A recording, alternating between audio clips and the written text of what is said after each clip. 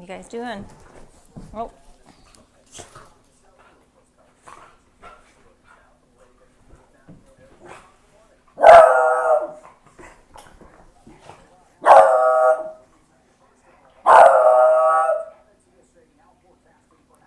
Daphne gets very scared when Ash plays with when Ash plays with Sniffany. What just went flying off the couch? Oh, piece of cardboard. Oh. Daphne's very protective.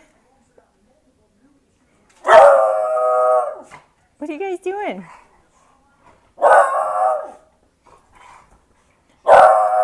She gets very worried that Ash is hurting Sniffany. It's okay.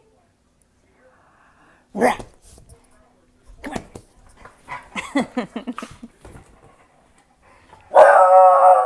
So Ash is 11, Sniffany's 4, and then Daphne is 3. Oh, goodness, guys. Keeps him young. So my in-laws' dog is 2? I think she's 2. Yeah. But she's a golden retriever, and he loves to just chase her around.